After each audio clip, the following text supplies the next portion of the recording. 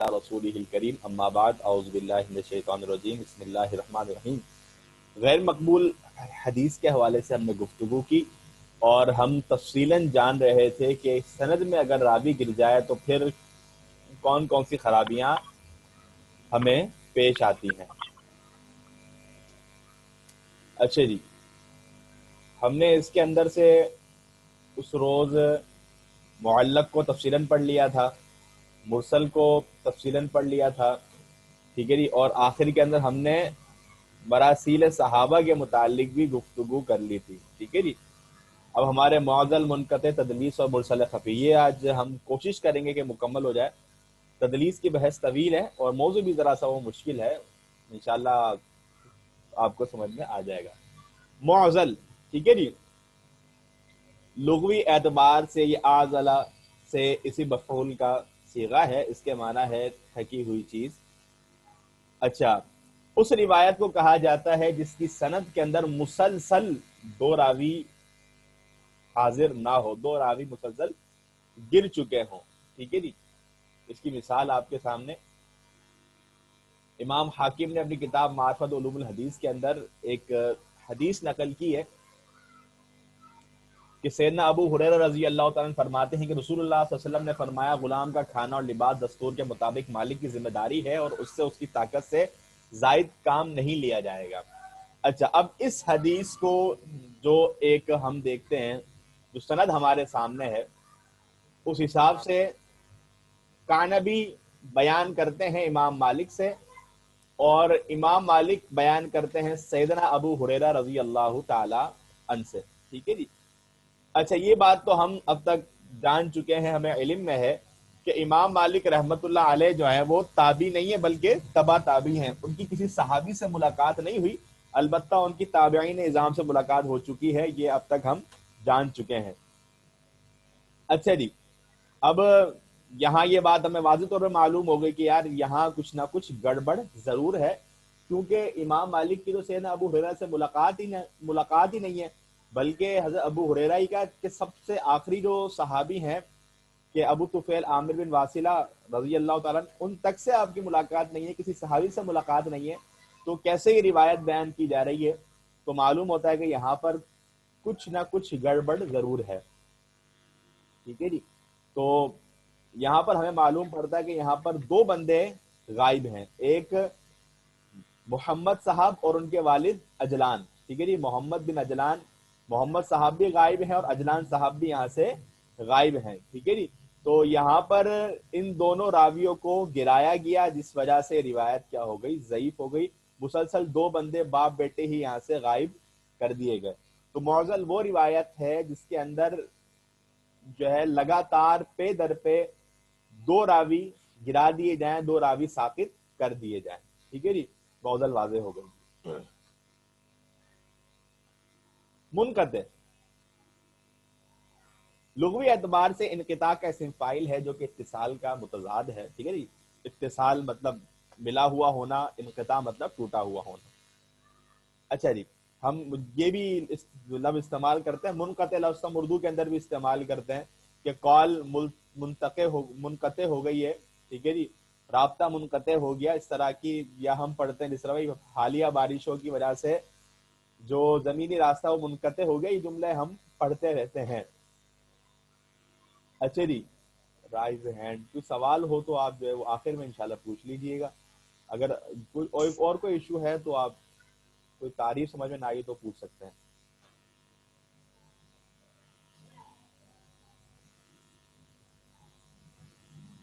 Rise hand किया है, अगर आपको ये तारीफ समझ में नहीं आई तो पूछ सकते हैं, बाकी कोई इजाफी सवाल है तो आखिर में कीजिएगा। अच्छा, मुनक़ते ऐसी हदीस को कहा जाता है जिसकी सनद दरमियान से टूटी हुई हो, ठीक है नी।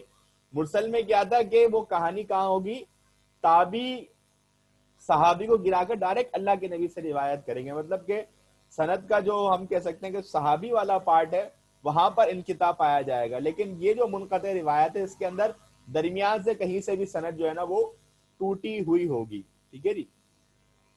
इसकी मिसाल ये इमाम तिरमिज़ी ने बयान की है, तिरमिज़ी 261, आप जो है निकाल के देखिएगा।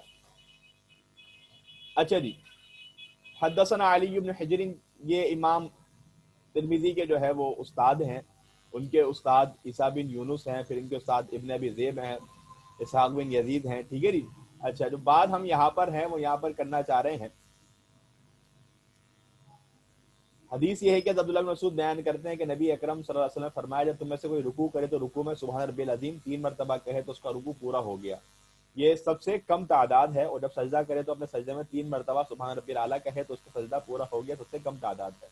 اچھا، یہ روایت دیگر سندوں کے ساتھ بھی آتی ہے، لیکن یہاں مثال کے طور پر جو میں بات بتانا چاہ رہا ہوں، یہاں پر سند کے اندر آپ دیکھ سکتے ہیں اون بن عبداللہ نام کا یہ بندہ ہے، ٹھیک ہے جی، اون بن عبداللہ نام کا بندہ یہاں پر موجود ہے، دیکھ سکتے ہیں آپ جی، یہ رہا، ٹھیک ہے جی۔ یہ کس سے روایت بیان کر رہا ہے؟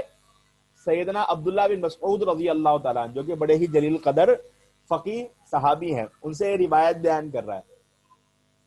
امام ترمذی رحمۃ اللہ علیہ بیان کرتے ہیں کہ ابن مسعود کی حدیث کی سند متصل نہیں ہے۔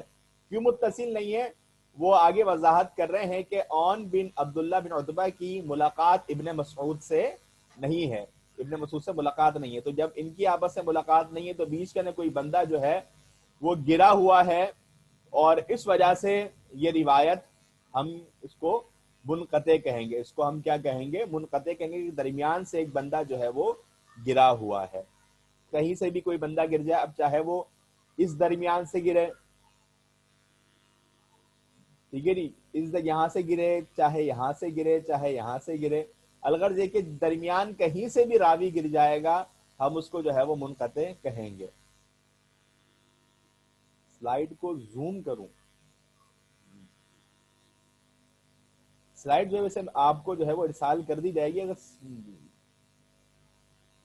کیونکہ سلائیڈ کو جو ہے وہ زوم کرنے کا تو کوئی آپشن مجھے یہاں سے علم میں نہیں ہے کہ، ٹھیک ہے جی، اس کے فونٹ بڑا کر دیتا ہوں، میں یہ کر سکتا ہوں۔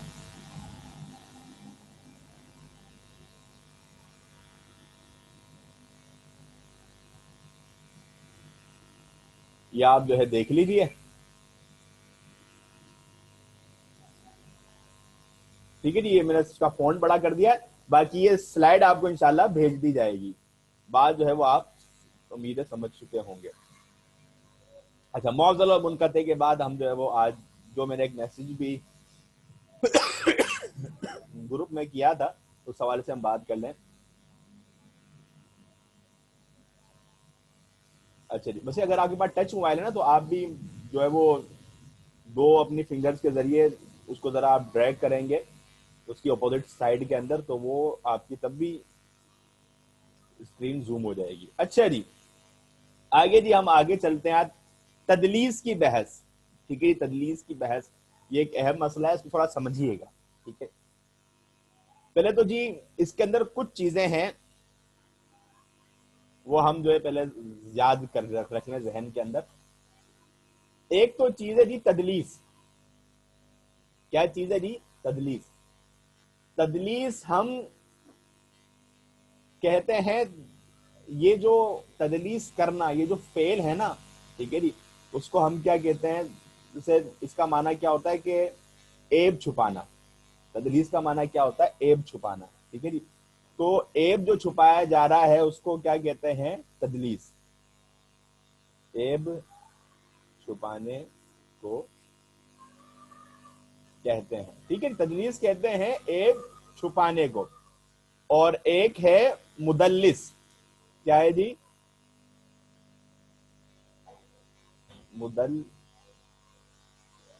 مدلس، ٹھیک ہے جی۔ مدلس وہ بندہ ہوتا ہے جو عیب چھپاتا ہے، ٹھیک ہے جی، بات ہو گئی ہماری واضح، ٹھیک ہے جی۔ اچھا، اب کیا کہانی ہے؟ تدلیس میں کیا ہوتا ہے کہ راوی ایک کام کرتا ہے، وہ کام کیا کرتا ہے کہ وہ عیب کو چھپاتا ہے، وہ عیب کو چھپاتا ہے، اور وہ کیا کرتا ہے کہ سند کے اندر سے کیا کرتا ہے؟ راوی کو گرا دیتا ہے، راوی کو گرا دیتا ہے، اور ورڈ ایسا یوز کرتا ہے کہ کسی کو جو ہے مغالطہ لگ جائے، کسی کو ایسا شک لگے کہ یہاں سے بندہ گرا نہیں ہے، یہاں سے بندہ گرا نہیں ہے، ایسا ورڈ جو وہ تکیے کے طور پر یوز کرتا ہے، اچھا اس کی ہم اقسام پڑھیں گے تو بات واضح ہو جائے گی. میں نے یہاں پر واضح تعریف نہیں میں نے اقسام میں نقل کر دی ہے. اچھا اقسام کی اس کی جو ہے نا ویسے دو تعریف بھی بنائی جاتی, ویسے ایسی کئی تعریفیں ہیں ٹھیک ہے جی, تقریباً 7 سے 8 اس کی اقسام بنائی ہیں, تدلیس کی 7 سے 8 اقسام بھی بنائی ہیں, لیکن اس کے اندر بنیادی طور پر یہ 3 ہیں جو کہ عمومی طور پر ہمیں درپیش ہوتی ہے.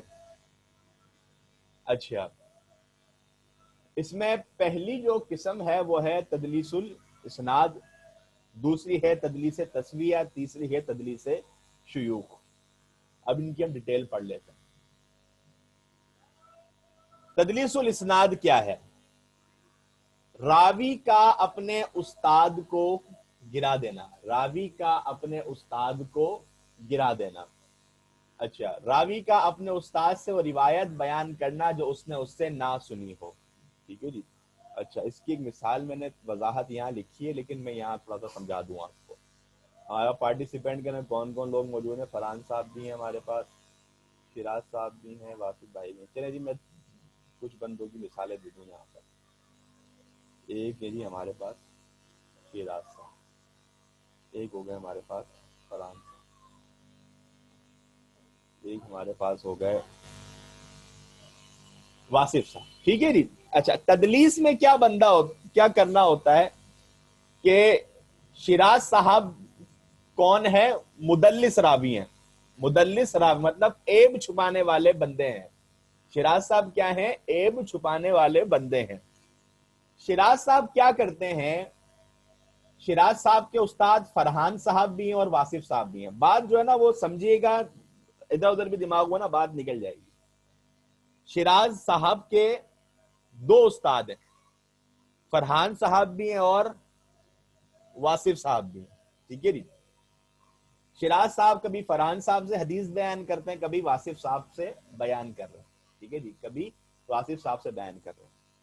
لیکن ایک حدیث شراز صاحب کو بتائی ہے کنہوں نے؟ فرحان صاحب نے. ٹھیک ہے جی. ایک حدیث بتائی ہے شراز کو سر فرحان صاحب نے بتائی ہے. ٹھیک ہے جی. اچھا لیکن شراز صاحب کیا کرتے ہیں کہ ایک ڈنڈی مارتے ہیں. سنی روایت کس سے ہے؟ فرحان صاحب سے. لیکن وہ ڈنڈی یہ مارتے ہیں کہ فرحان صاحب کو یہاں سے کٹا دیتے ہیں اور وہ بیان کس سے کرتے ہیں؟ واصف صاحب سے. ٹھیک ہے جی. وہ کہتے ہیں کہ مجھے جو ہے وہ حدیث بیان کیے کس نے؟ واصف صاحب نے. سنی فرحان صاحب سے ہے لیکن کیا کہہ رہے ہیں کہ مجھے بتائیے کس نے؟ واصف صاحب نے. ٹھیک ہے جی. اور الفاظ بھی وہ ایسے استعمال کر رہے ہیں کہ جس سے انسان کو شک لگے. ٹھیک ہے جی. شک لگے. اس کے لیے عربی زبان کے اندر نا استعمال ہوتے ہیں الفاظ, میں آپ کو ذرا بتاؤں. ٹھیک ہے جی.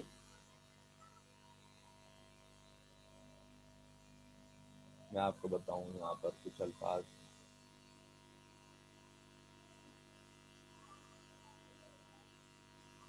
ان ہو گیا. ٹھیک ہے جی. کالا ہو گیا. اس طرح کے مطلب کہ کہا سے.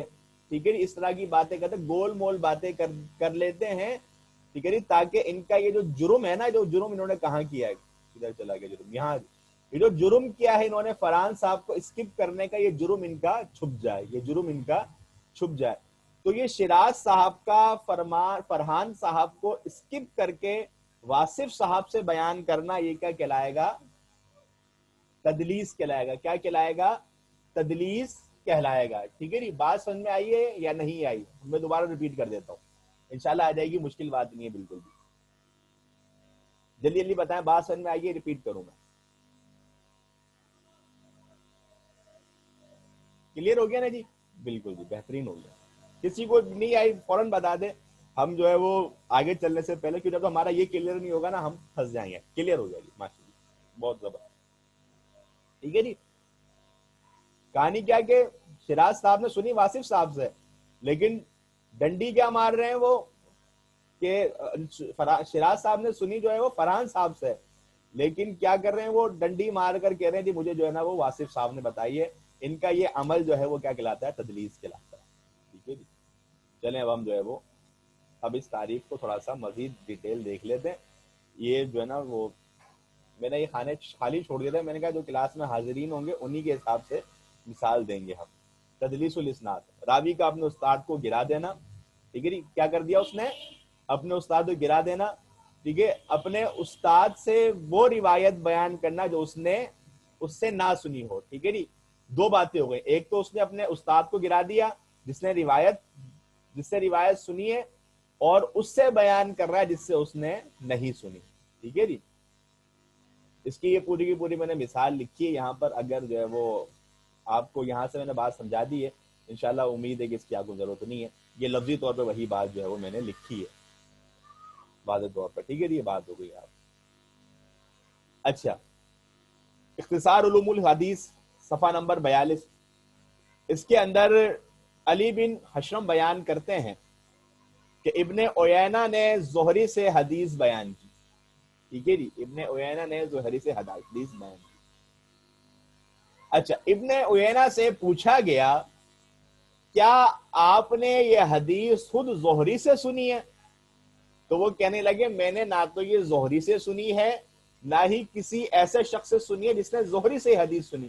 تو وہ کہتے ہیں کہ یہ حدیث عبد الرزاق نے معمر سے اور انہوں نے زہری سے سنی ہے. تو اس مثال ابن عیینہ نے اپنے اور زہری کے درمیان دو واسطے حذف کر لیے ہیں. ٹھیک ہے جی, اب کیا ہے یہاں پر, ان جناب کے یہ استاد ہیں, لیکن جو اب حدیث بیان کرنے لگے ہیں وہ انہوں نے اپنے ان استاد سے نہیں سنی بلکہ وہ عبد الرزاق صاحب سے سنی ہے. لیکن جب اس راستے سے آ رہے ہیں نا, دیکھیں جب جو ہے وہ یہ آ رہے ہیں اس راستے سے, کون سا راستہ دیکھیں,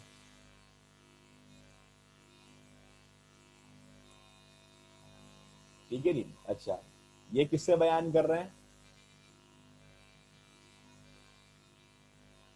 عبد الرزاق سے. ٹھیک ہے, ان کے پھر حدیث آگے کس سے جاری ہے, معمر سے. آگے پھر کس سے جاری ہے جی, ابن شہاب زہری سے. اچھا جی, اب انہوں نے کیا کیا, جو اتنا ایک پورا جو پل تھا انہوں نے کتنے شارٹ طریقے سے کراس کر لیا کہ جو بیچ کے ان کو عبد الرزاق صاحب کا بھی نام لینا تھا, معمر کا بھی نام لینا تھا, انہوں نے کیا کیا, ڈائریکٹ ان سے روایت بیان کر دی. جب تفصیل پوچھی گئی تو بتایا کہ میں نے بیچ سے دو بندے غائب کر دیے, میں نے بیچ سے دو بندے جو ہیں وہ غائب کر دیے. ٹھیک ہے جی, کلیئر ہو گئی بات. یہ مثال جو ہے وہ سمجھ میں آ گئی, تو تدلیس الاسناد کی ہمیں جو ہے وہ بات سمجھ میں آ گئی ہے. ٹھیک ہے, تدلیس کی آپ کو یہ کہانی سمجھ میں آ گئی. تو اب اس میں کیا کر رہا ہے بندہ, عیب چھپا رہا ہے. ٹھیک ہے جی, عیب چھپا رہا ہے, کہانی جو ہے نا وہ بندہ بیچ سے غائب کر رہا ہے. ٹھیک ہے جی. اچھا, اس کی جو ایک قسم تو یہ ہوگا تدلیس الاسناد کے, راوی کیا کرتا ہے, اپنا استاد جو ہے وہ گرا دیتا ہے اور ایسے استاد سے بیان کرتا ہے جس سے اس نے نہیں سنی. ٹھیک ہے جی. اچھا, یہ ایک مثال ہو گئی, اس کو ہٹائیں ہم, آ جائیں جی اگلی. یہ بھی بات تدلیس تسویہ.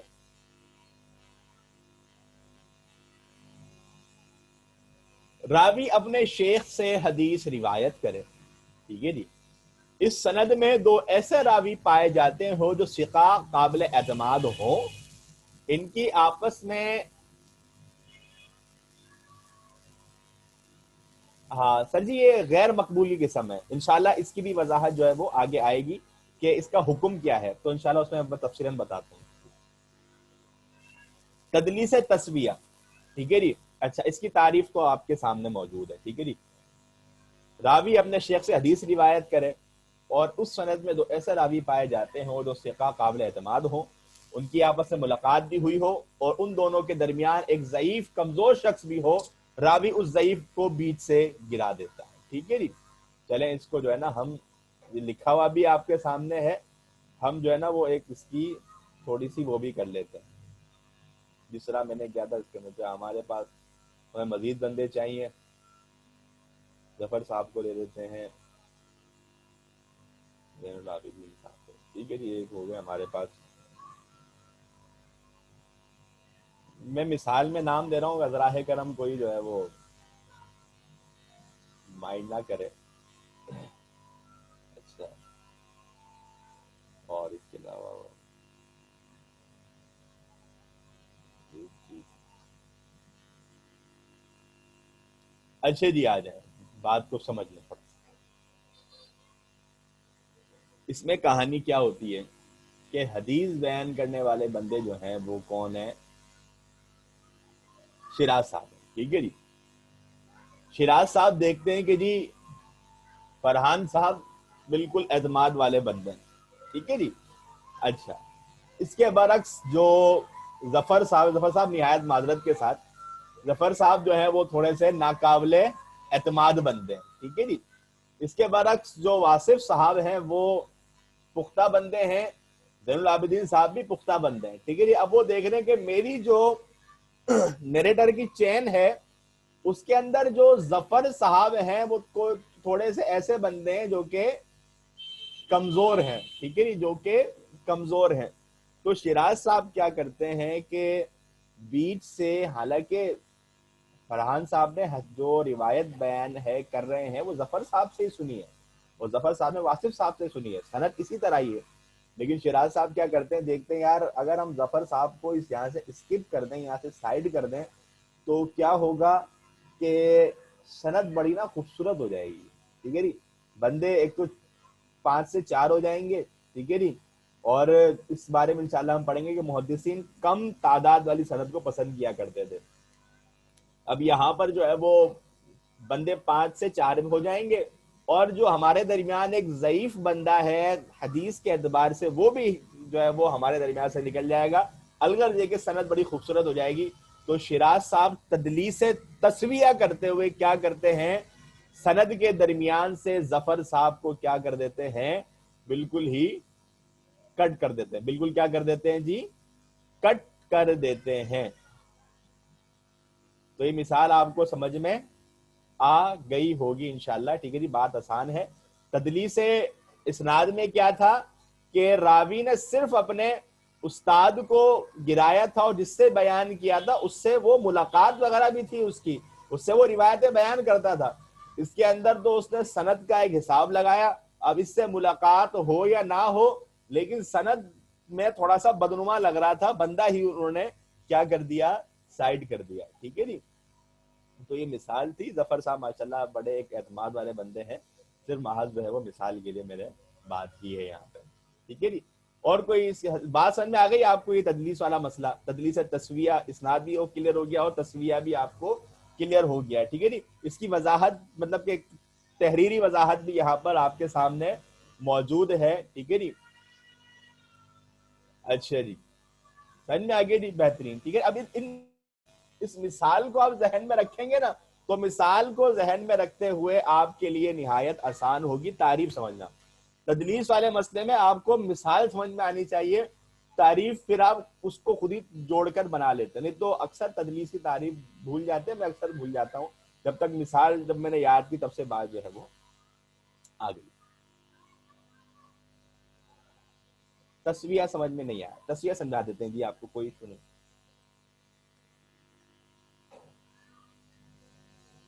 تسویہ دوبارہ سمجھ لیجیے. دیکھیں جی،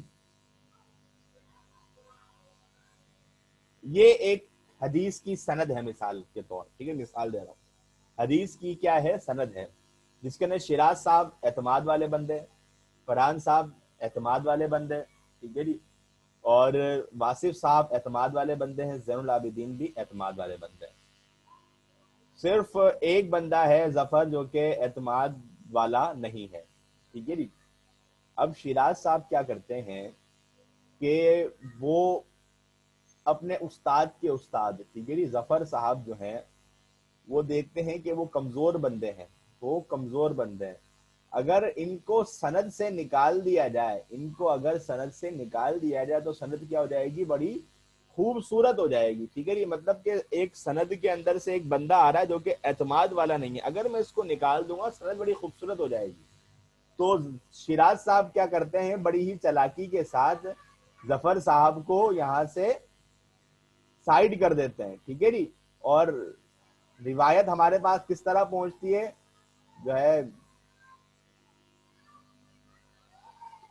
فرحان صاحب، اور ڈائریکٹ جو ہے پھر واصف صاحب، پھر ڈائریکٹ جو ہے وہ زین العابدین صاحب. ٹھیک ہے جی. اس طرح جو ہے روایت ہم تک پہنچتی ہے. یہ تدریس تسویہ کہلاتی ہے کہ راوی اپنے استاد کے استاد کو سند سے گرا دیتا ہے، راوی اپنے استاد کے استاد کو سند سے گرا دیتا ہے. ٹھیک ہے جی، یہاں پر جو ہے نا بات آ رہی ہے.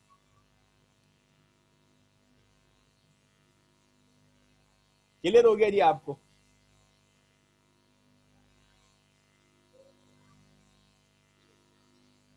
الحمدللہ بہتر جی بہتر. اچھا، بہت مناسب، بہت مناسب، جزاکم اللہ خیر. یہ وضاحت ہو گئی. اچھا، اس حوالے سے بقیہ بن ولید اور ولید بن مسلم نام کے راوی ہیں جو کہ بڑے مشہور ہیں یہ کام کرنے کے اندر. ٹھیک ہے جی، تو انہوں نے اس طرح کے بڑے کام کیے ہیں. ٹھیک ہے. اچھا، مزید آگے آ جاتے ہیں. تدلیس شیوخ، تدلیس کی جو ہے نا وہ آخری قسم.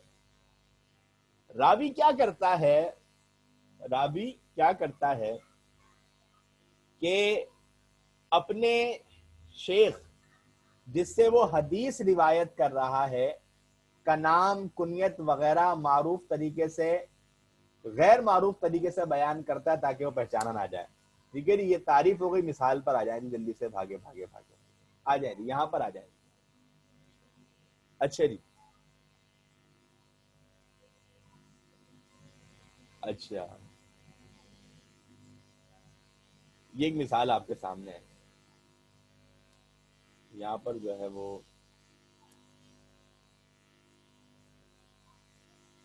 یا اسی کو ہی لے لیں ہم، یا یہاں لے لیتے ہیں کیونکہ ہم ضعیف راوی کی مثال دے رہے ہیں. تو فرحان صاحب ہمارے نزدیک بہت احترام کے قابل ہیں. ظفر صاحب کو لے آتے ہیں یہاں پر ہم. ظفر صاحب نہایت معذرت، آپ کو ہم آج ضعیف ہی ضعیف ڈکلیئر کر رہے ہیں. اچھا جی، چلیں یہاں پر ہم بات کو سمجھ لیتے ہیں. دیکھیں جی،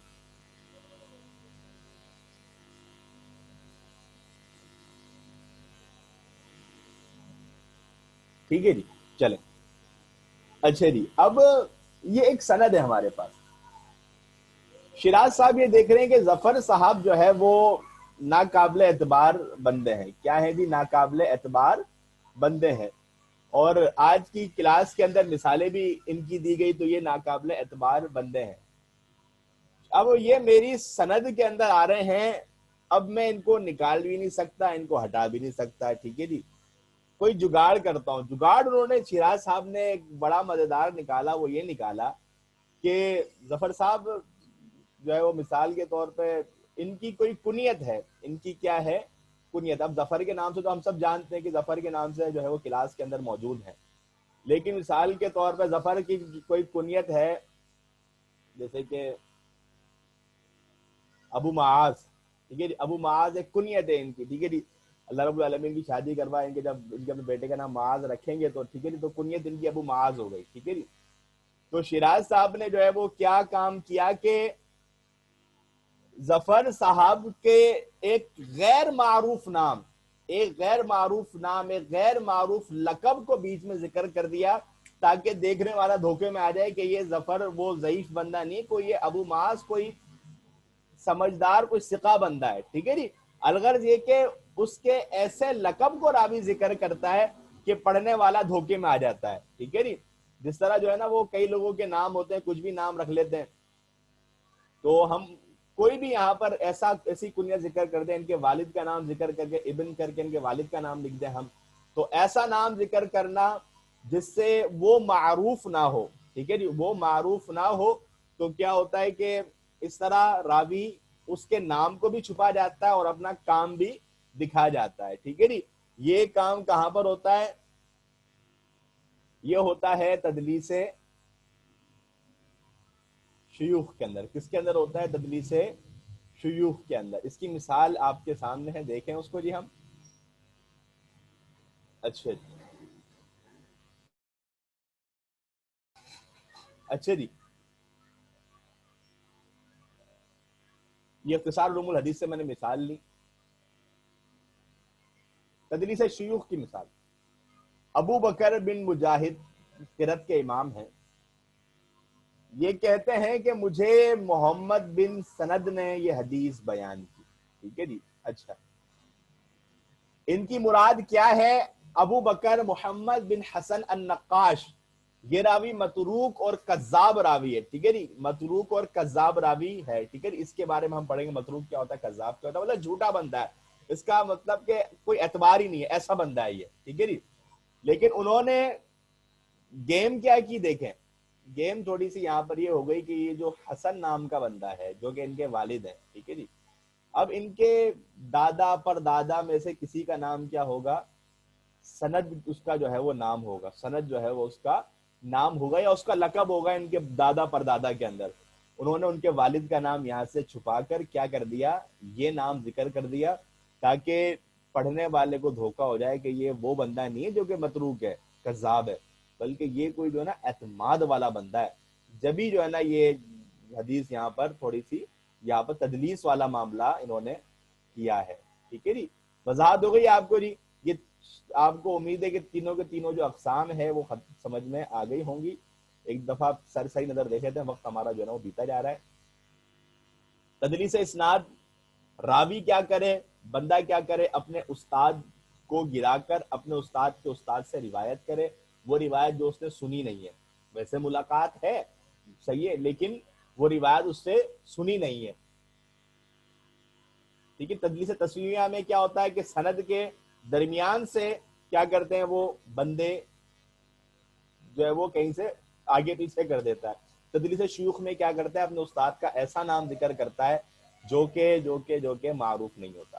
تدلیس کا حکم، جو سوال جو ہے وہ سر فرحان صاحب نے کیا تھا، یہ ایک اہم سوال ہے۔ دیکھیں جی، تدلیس کے حوالے سے کئی اقوالات پائے جاتے ہیں لیکن یہ راجح اور بہترین قول ہے اور اسی کو زیادہ قبول کیا گیا ہے۔ دیکھیں تدلیس کے مسئلے کے اندر دیکھیں، پہلے تو جو تدلیس کرنے والا بندہ ہے، تدلیس کرنے والا جو بندہ ہے پہلے اس کا اعتماد والا ہونا ضروری ہے، اس کا اعتماد والا ہونا ضروری ہے۔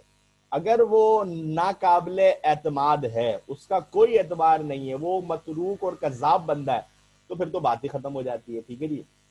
اگر وہ صحیح بندہ ہے، وہ ثقہ بندہ ہے، پھر وہ یہ کام کر رہا ہے، اور وہ یہ کام کیوں کرتا ہے، ایسی کئی وجوہات لکھی گئی ہیں، ٹھیک ہے جی۔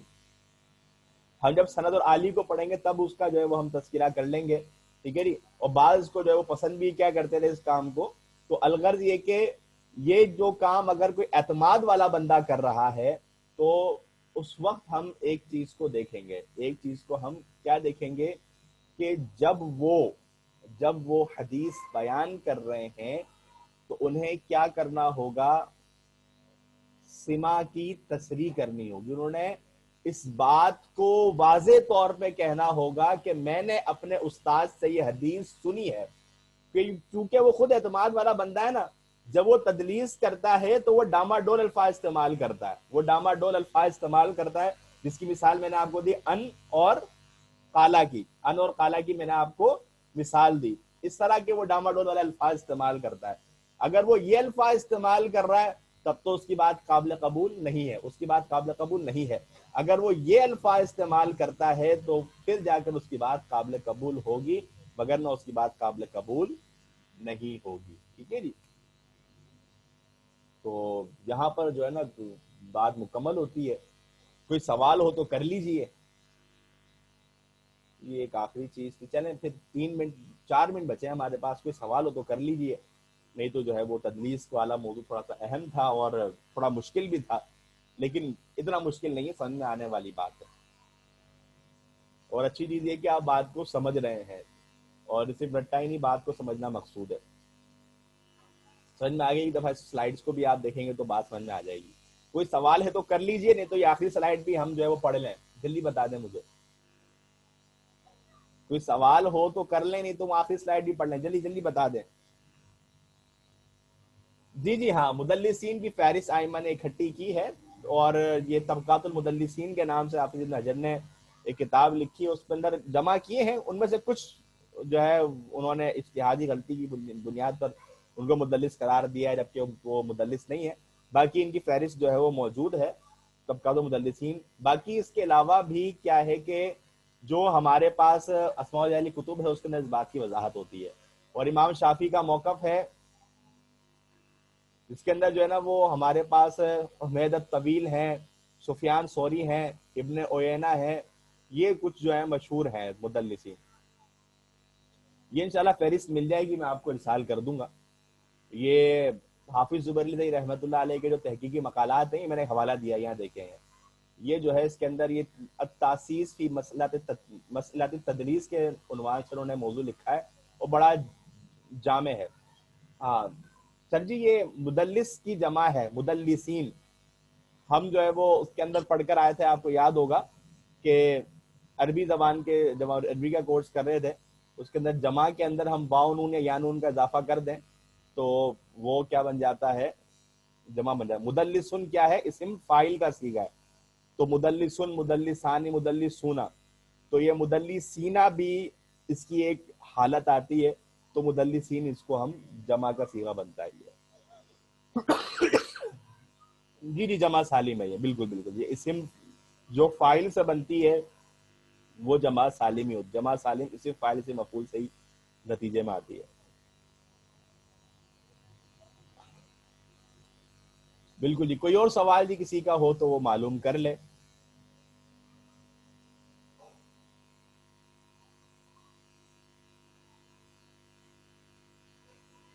باقی ظفر صاحب میں آپ سے پھر سے معذرت کر لیتا ہوں. ٹھیک ہے جی، آپ جو ہمارے عزیز ہیں. ہاں باقی چلیں جی، مناسب مناسب ہے. تدلیس کی ایک حکم کے حوالے سے کل ایک اور مثال انشاءاللہ وہ پیش کر دوں گا، مزید کلیئر ہو جائے گی کہانی. کل ایک اور مثال آپ کے سامنے پیش کر دیں گے. ٹھیک ہے جی. ہمارا جو ہے نا وہ آخری منٹ اب چل رہا ہے. کوئی سوال ہو تو کر لیجیے، اگر کوئی ذہن میں آ جائے بعد میں. سر یہ آپ کا بہت اہم سوال ہے. یہ انشاءاللہ ویسے ہم نے اس کو ڈسکس کرنا ہے جب ہم اس کو مکمل کر لیں گے. ضعیف حدیث جو ہے وہ شامل کرنے کی ایک بنیادی وجہ یہ بھی ہے کہ محدثین نے سند بیان کر دی، اور تاکہ صحیح اور ضعیف کا علم ہو جائے ایک شاگرد کو، اسی لیے جمع کی گئی ہیں کہ سامنے والے کو علم ہو جائے کہ اس طرح کی روایت بھی پیش کی جا سکتی ہے لیکن اس کی سندی وقت کچھ بھی نہیں ہے. کیونکہ محدثین نے ساتھ میں سند بھی بیان کی ہے، تو اس لیے بیان کی گئی کہ اس طرح کی بھی روایت تم تک پہنچ سکتی ہے. تو یاد رکھنا کہ یہ جو ہے وہ ضعیف ہے، کیونکہ انسان صحیح بھی بتاتا ہے، غلط بھی بتاتا ہے. تو یہ غلط اس لیے بتائی گئی. باقی انشاءاللہ پورا ایک مکمل ٹاپک ہے تو اس پر ہم بات کریں گے. آمین بھائی آپ صلی اللہ.